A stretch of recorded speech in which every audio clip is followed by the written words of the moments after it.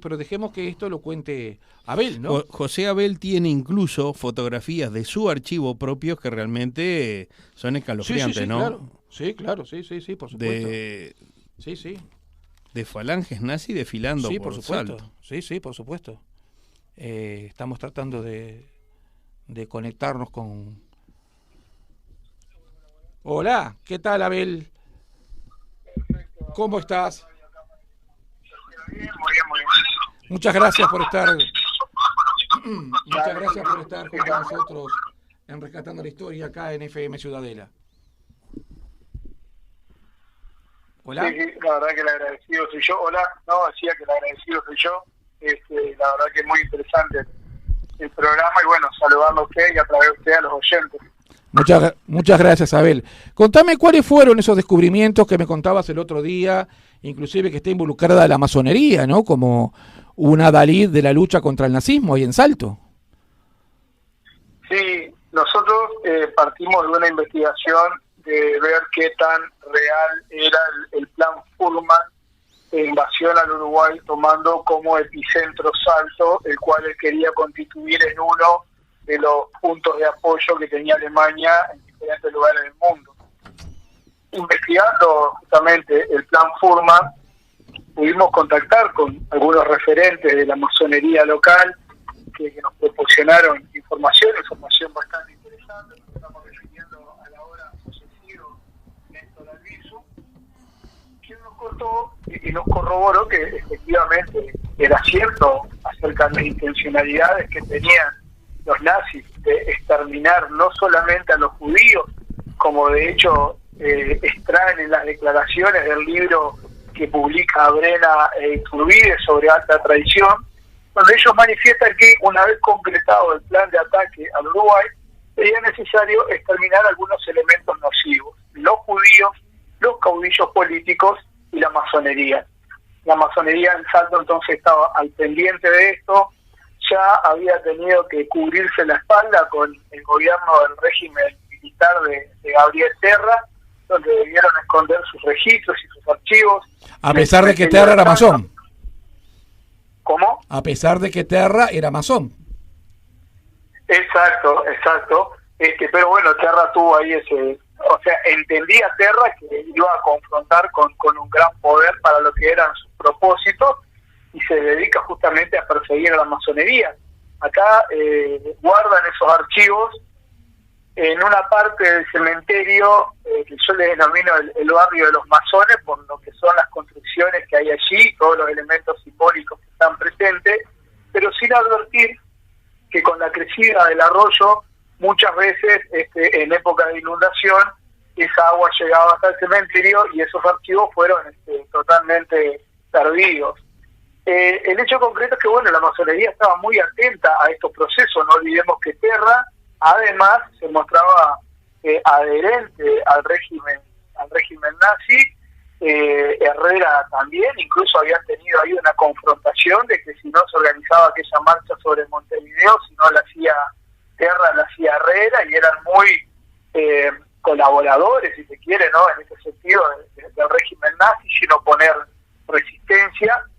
Entonces, los masones acá estaban en alerta, pero no solamente en una actitud pasiva, sino que habían decidido también dar un paso en un sentido importante, ya que se manejaba la posibilidad de que Salto pudiera ser bombardeada. Obviamente esto se hace desde el aire y se hace generalmente por la noche. Por la noche identificamos la ciudad por sus luces. Entonces, lo que se planteó en Salto a través de las fuerzas vivas, con la masonería como impulsora, era que al llegar la noche apagaron las luces. Y esto se hizo a través de comunicados por radio y por la prensa escrita. Pero se advirtió que no todos apagaban las luces. Por lo tanto, los masones entendieron, un comité de vigilancia que se había conformado entendió que el no apagar las luces podría tener que ver con situaciones circunstanciales, por ejemplo, haber escuchado a la prensa, lo cual era muy raro en una ciudad con pocos habitantes y con una gran divulgación. Otro elemento podría ser tener algún familiar enfermo, y el otro elemento es ser un colaboracionista del régimen, que en Salto lo sabía y lo había por montones. Entonces organizan una cuadrilla que salía por la noche, aproximadamente a las 9, 10 de la noche, a recorrer y a consultar en las casas, bueno, cuál era la razón de por qué permanecían las luces encendidas. Y ese fue uno de los elementos que encontró la masonería en Salto para confrontar con el nazismo en un departamento que, como te decía, tenía muchos colaboracionistas. Cuando se la empieza a ver fea a Alemania en la guerra y necesita colaboración más allá de sus propios recursos, elaboraron una estrategia que consistía en fabricar anillos con simbología nazifascista, podía ser el cráneo o podía ser la propia cruz, y en este sentido este anillo era fabricado con el mismo material que se utilizaba para los tanques. Se recorría en Salto a diferentes vecinos, generalmente gente de gran potencial económico, para decirles que el Führer había confeccionado una lista de posibles apoyos y aportistas, que ellos habían sido seleccionados, y que si aportaban el equivalente, en este caso, a un tanque de guerra, se les proporcionaba este material en reconocimiento, y muchos aportaron.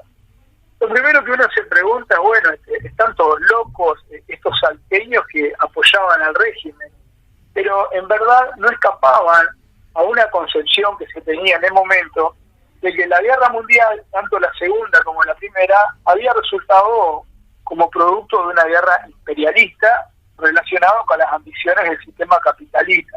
Entonces el problema para muchos era el sistema capitalista. La alternativa, el comunismo. Bueno, esto a muchos le hacía ruido y no les parecía que fuera la alternativa.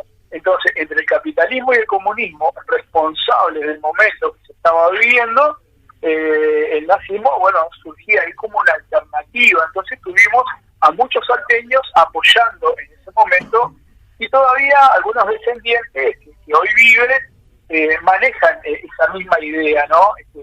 Al día de hoy me decís tú, Abel. ¿Cómo? Al día de hoy me decís que esto se sigue manejando. Sí, por supuesto, por supuesto. Nosotros, de hecho, hemos tenido contactos con un par de ellos, y la manejan a la idea. Incluso hay uno acá en Salto que es un armero, que ante una evidencia de un material bélico que encontramos, lo consultamos y nos proporcionó una serie de detalles bastante interesantes sobre lo que fue el asentamiento posterior a la guerra de nazis en Salto, de dónde se fueron a vivir, porque muchos se fueron a vivir al norte del Uruguay y se instalaron, por ejemplo, en Pesoñón, en Colonia Palma, se instalaron también en la zona del Arapey, y este material que nosotros habíamos encontrado era de unos nazis menonitas que se instalaron en el Arapey con sus cosas, y que, bueno, al establecer relación con gente de la localidad y estar en confianza, le proporcionaron como obsequio, si se quiere, estas municiones de guerra, ¿verdad? Abel, cuando hablamos de menonitas, ¿hablamos de la colonia religiosa? Exacto. Bien. Que dentro del nacionalsocialismo era la parte menos radical. Claro. Y bueno, y hay algunas discrepancias. Por ejemplo, en Salto también hubieron algunos que tuvieron discrepancias por tener una concepción religiosa católica, como lo fue en su momento, por ejemplo, el cónsul Víctor Popesca, que si bien en un acto de 1937 en la Plaza Artigas, cuando se colocaba la piedra fundacional de lo que sería el monumento Artigas, desliza la bandera nazi en su domicilio particular del centro, después empieza a haber una situación de confrontación con nuestro protagonista local, Arnulf Fuhrmann, donde es el mismo Fuhrmann el que comienza a soltarle la mano, porque entiende ya que hay situaciones que no son reconciliables, y ahí se da la fragmentación, pero no porque hubiera una dura oposición.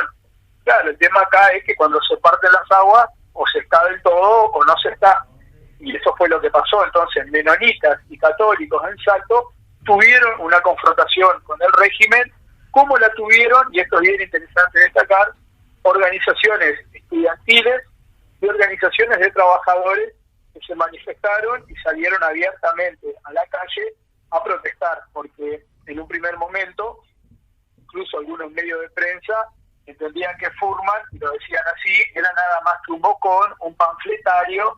Después se fueron dando cuenta de que no, que hay algunas cosas bien interesantes de cómo se manejaba Fuhrman acá en Salto, y no era ningún panfletario. Claro. Abel, Álvaro Moreno te habla, che, un gusto. Es significativo ver tus archivos fotográficos con la juventud hitleriana desfilando. Sí, juventudes hitlerianas desfilando, que acá en Salto estaban involucradas a partir de algunos clubes deportivos, donde allí se infiltraban, se manifestaban, pero también en Salto se dio la presencia de tropas de asalto entrenando en las ciudades de Constitución y en las ciudades de Belén, provenientes de Federación, los que iban a Constitución, y de Chajarí, los que iban a Belén, que por eso es la importancia del enclave geoestratégico que tiene Salto en ese momento, ¿no? También Arnulf Fuhrman, vino proveniente de Entre Ríos, de Concordia, hizo pasar a algunos ingenieros y gente muy preparada en el área militar desde Concordia hacia Salto, con el propósito de ir conformando toda una cabeza de la oficialidad que iba a tener a su cargo el asalto. Entre ellos, Adolf Meissner, que es uno de los principales miembros del Partido Socialista, que en el 39 ingresó a Salto proveniente de Concordia en una lancha con documentos falsos, proporcionado por Fuhrman, ¿no? Obviamente. Bien, Abel, Fuhrman y 7 nazis más son procesados con prisión por el juez Perigurina en aquel momento. ¿Qué fue la vida de Fuhrman luego de que salió de prisión? Bueno, Fuhrman fue procesado con prisión en 2 oportunidades. En una primera oportunidad es cuando se realiza el allanamiento a Fotoclavé, que era el local que tenía en el centro de Salto, en 1940, y en su casa en el barrio del Cerro de Salto. Allí es detenido, pero semanas después es liberado. Lo libera Luego, Valdomir, ¿no? ¿Cómo? Lo libera por decreto de ¿Cómo? Valdomir. Exacto. Valdomir argumenta que hay razones de Estado para no entrar en problemas con Alemania, entonces lo libera. El hecho concreto es que después es detenido también en Concordia, donde él llevaba algunas actividades, ahorita hacía referencia, ¿no?, de aquellos ingenieros y gente preparada de la oficialidad que cruzaban desde Concordia a Salto. También es liberado, hasta que luego es procesado hasta 1946, y es así donde a él se le dictamina la sentencia superior que todos los otros, de 13 años, pero cumple cuestión de año y medio, y nuevamente es liberado basado en los mismos argumentos. Y a partir de ahí desaparece la historia de Fuhrman, no se sabe qué pasó de Arnulf Fuhrman. De hecho, en una publicación del 2006 del diario El País, que se titula El Mercosur que anhelaban los nazis, el escritor de esta publicación termina ahí la historia, termina en el 46, como de hecho habíamos terminado nosotros, pero con esos elementos de que una parte de oficiales nazis habían ido a la API, quisimos investigar algo más, y quisimos también tener la precaución de no herir algunas sensibilidades, porque entendíamos que había gente que todavía podía estar viva y vinculada al régimen, como de hecho confirmamos que sí. Y en esa pesquisa investigamos qué fue de la vida de una de las compañeras de Fuhrman, Victoria Kaufmann.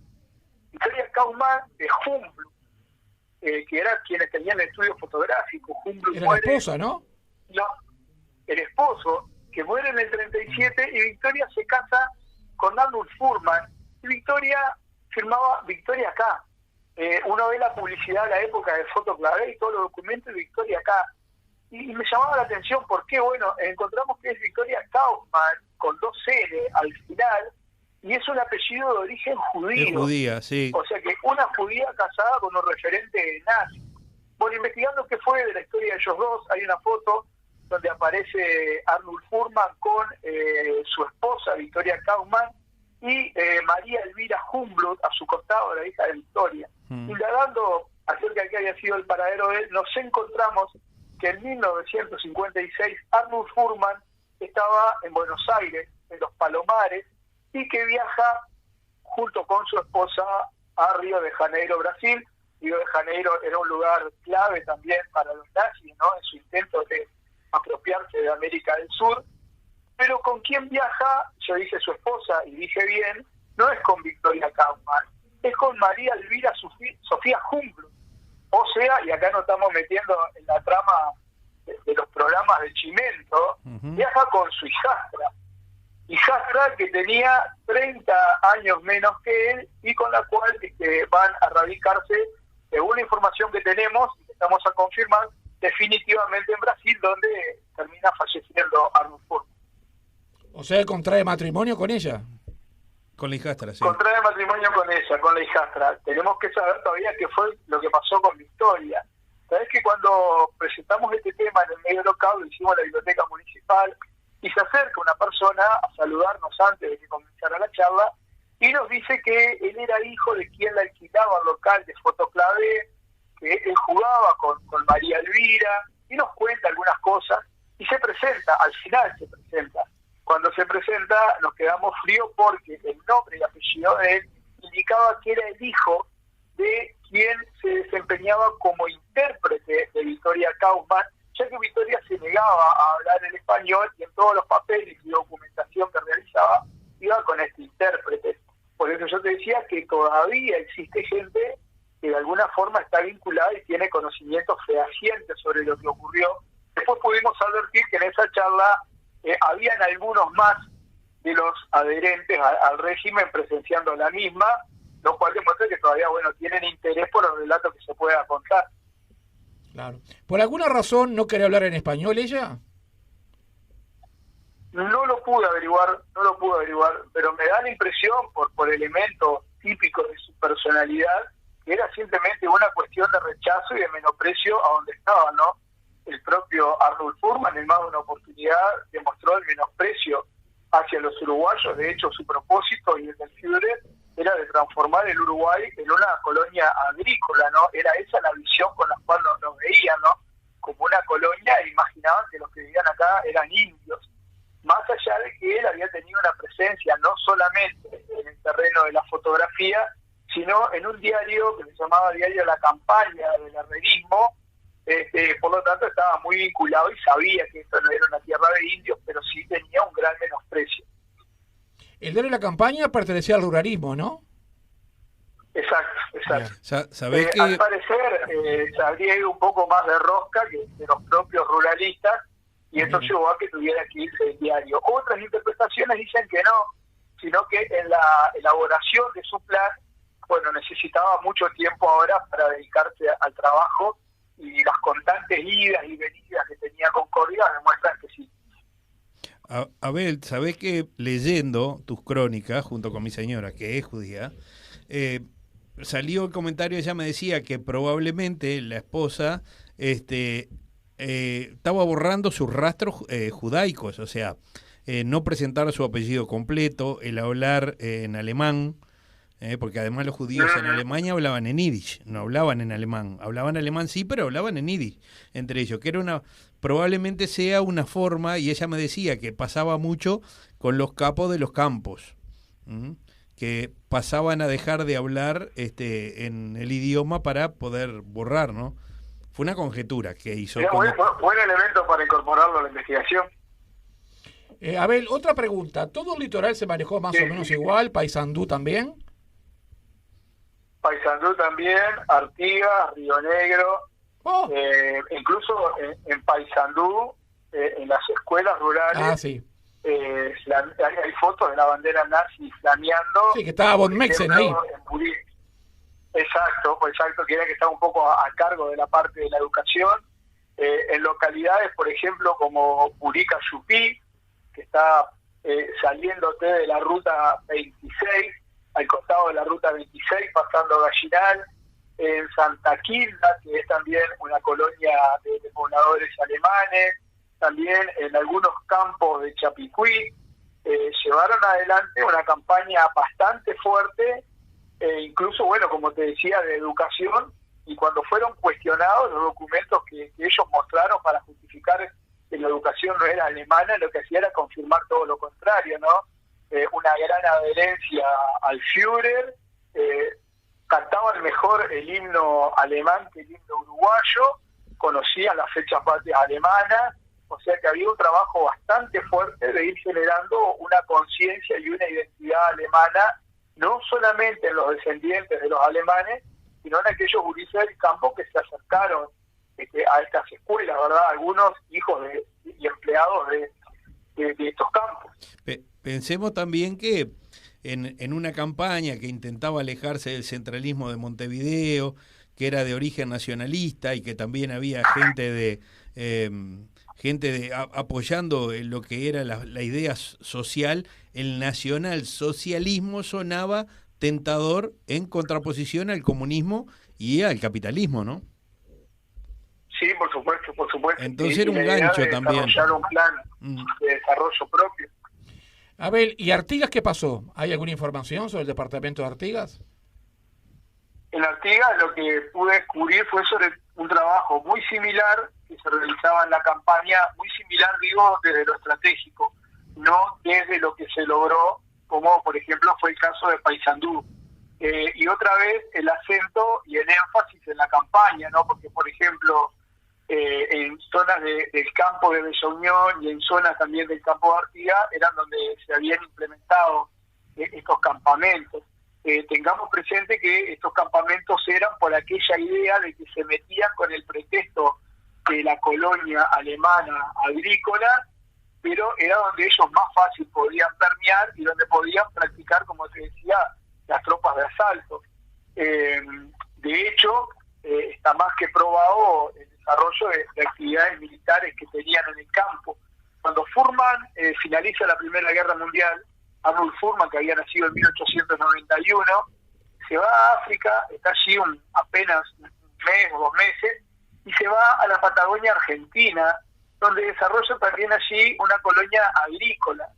La investigación a la cual yo pude acceder, que fue una investigación universitaria sobre las colonias agrícolas, donde no manejaban quién había sido Fuhrmann, detallan que bueno, que era alguien que por no conocer el campo y estrategias de comunicación había desarrollado lejos el lugar de producción de donde pasaban la vía del ferrocarril, diciendo que bueno, esa era la razón por la cual le había ido mal.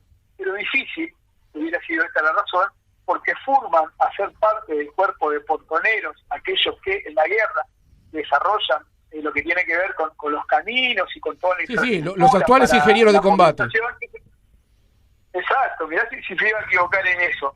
Lo había hecho a propósito, porque con ese pretexto estaba organizando militares y a su vez también se estaba quedando con plata de la que le proporcionaba el gobierno argentino para financiar sus actividades militares.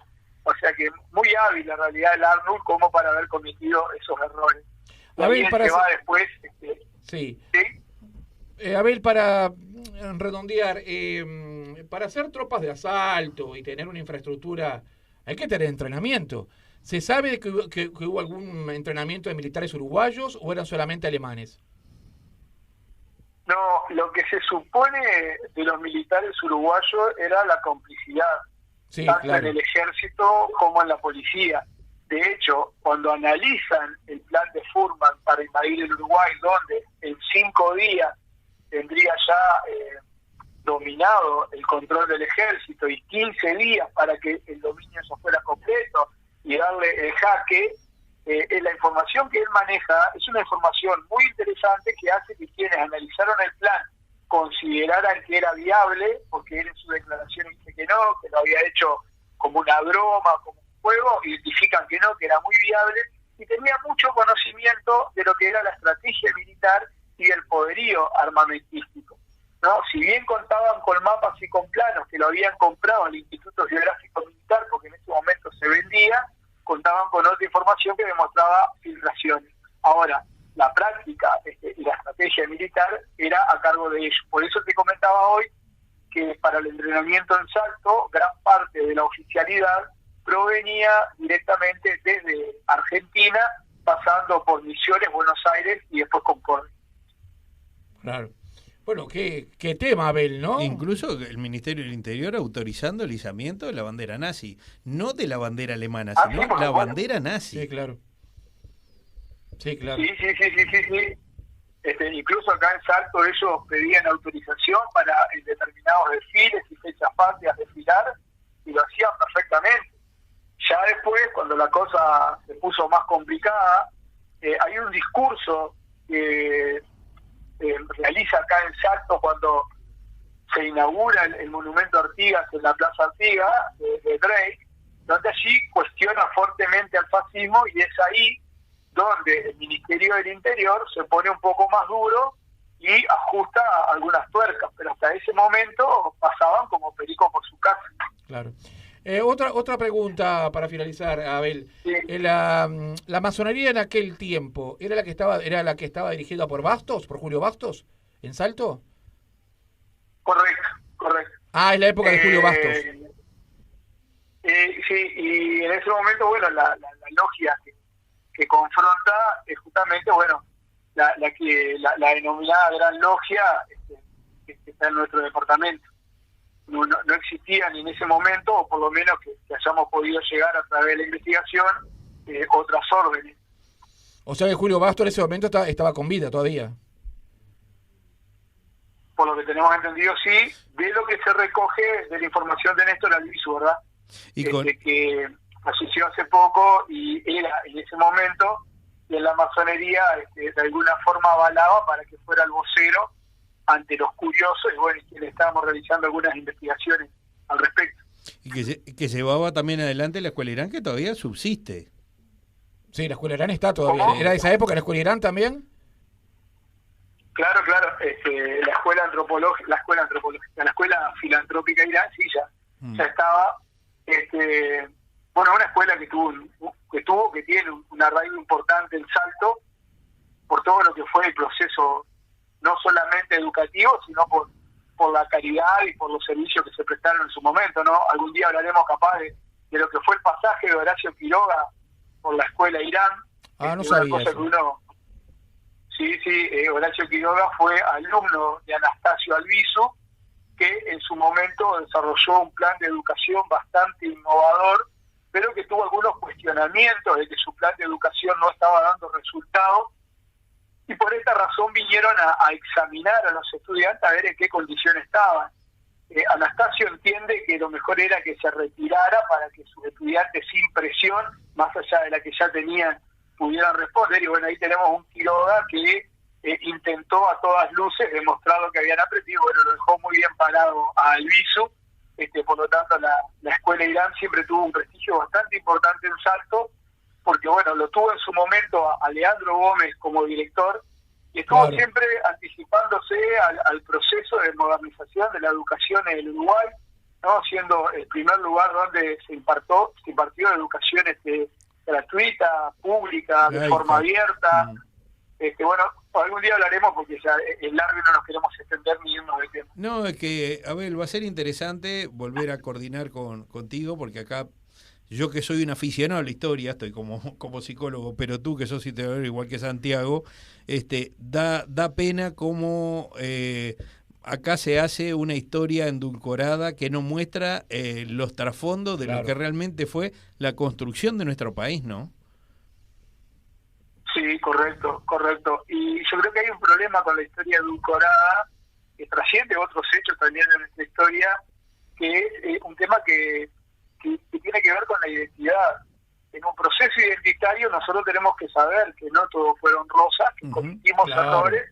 Por ejemplo, adherimos al régimen nazi en su momento, de forma política y también la ciudadanía, pero que nos hemos sabido sobrellevar a eso, que hubieron instituciones y que hubieron personas que confrontaron abiertamente y que hoy somos lo que somos, ¿no? Es como la aceptación de los padres. Tu padre es un superhéroe al principio, es una persona totalmente sustituible en tu adolescencia, y cuando transitas ciertos momentos de la vida te das cuenta de lo valorable que era con sus errores y con sus aciertos. Lo mismo tendría que pasar con esta identidad patria, y bueno, y resaltar ciertas cosas, no barrerlo debajo de la alfombra, no barrerlo debajo de la alfombra, conocer aquellos errores que tuvimos, y bueno, y darle valoración a todo otro. ¿Estás por ahí, Abel? ¿Cómo siempre acá? Abel, bueno, te agradecemos mucho tu tiempo acá para Rescatando la Historia en FM Ciudadela, y volvemos a estar en contacto nuevamente para hablar justamente sobre la Escuela Irán y otros pormenores de tu hermoso departamento. Y invitamos, aparte de agradecerle a Abel, invitamos a la gente a que entre en YouTube y en los portales que Abel Buslón tiene, porque realmente hay investigaciones. Sí, es muy seria, Abel es muy serio. No solamente seria, es interesantísimo. Ya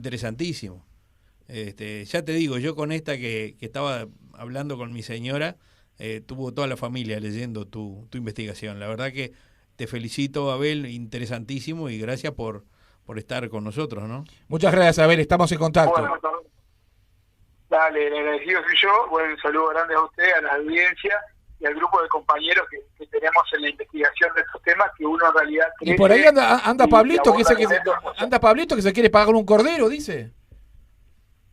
Pablo tiene mucho que aportar, y es siempre una garantía de confianza. Sí, será. ¿no? Uno sabe que Un hombre muy serio.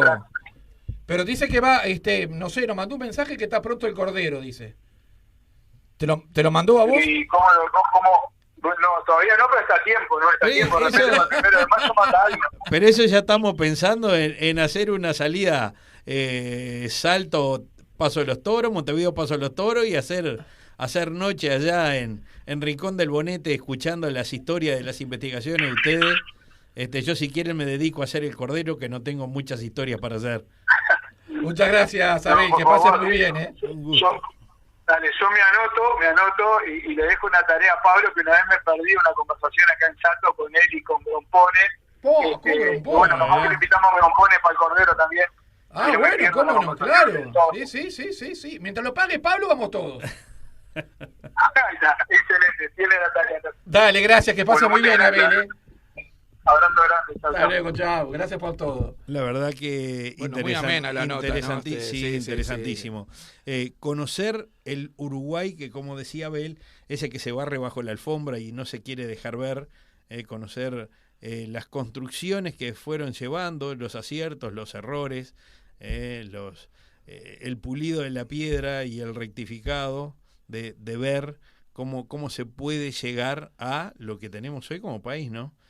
Será lo que queremos, será lo que no queremos, pero bueno, es lo que se construyó y es lo que construimos. Cada uno de nosotros estamos en nuestra pequeña medida construyendo. Nos dice Pablo Tomaset que ojo que Furman ya tiene las coordenadas de la radio. Digo, bueno, no hay problema, Pablito, pero también le damos las coordenadas de la represa, ¿no? Digo, no nos vamos a quedar solos en esto. Somos dos los que lo hacemos. Sí, ya hemos tenido algún llamado intimidante, pero intimidante no, intentando. Pero también nos dicen que, y es cierto, tenemos que hablar con Delfino en Nueva Helvecia, el joyero en Nueva Helvecia, otro historiador, para nosotros, bueno, no formado por historiador al fin de los nazis en Nueva Helvecia, que tiene el águila silesiana de Mengele, nada más y nada menos. Y tendríamos que hablar del pasado de Mengele en Nueva Helvecia con él, y lo vamos a estar llamando, yo le voy a llamar a Miguelito, que es un gran amigo, también allá un amigo justo y perfecto, a Miguelito Delfino, lo vamos a llamar para combinar y hacer una nota sobre la presencia de Mengele en Nueva Helvecia, que no fue un tema menor en el Uruguay, no fue un tema menor. Hay escritores que subestiman la presencia de Mengele diciendo que estuvo 2 días, 3 días, no, tuvo casi 1 año, ejerció como médico, y yo, bueno, también tenemos las pruebas de eso, yo las publiqué en un libro, pero Miguel Delfino sería ideal para conversar con él sobre el respecto a la presencia de Mengele en Nueva Helvecia. Saludamos a Óptica Vertés en sus 2 casas de Joaquín Requena 1301 y Mercedes 1283, a pasito de FM Ciudadela. Y recuerden siempre, si vienen a la que está en Mercedes, pidan para hablar con Leo, que los va a asesorar en todo lo que tiene que ver. Tienen armazones elegantísimos y tiene buenos precios y tiene muy buen servicio. Sí, muy buen servicio. Es un crack tratando gente. Y hace las cosas rapidísimo, porque alguien que yo conozco dejó en Israel un par de lentes. Sí, acá un servidor. Dicen en el avión. Dejé la mochila. Claro, dicen en el avión que había alguien muy cariñoso, y no era que le tocaba la cara a la gente por cariño, era que no encontraba ni el asiento sin los lentes. Dejé todo en el aeropuerto Barajas y me salía más caro traer la mochila, que trae un par de lentes y 2 libros,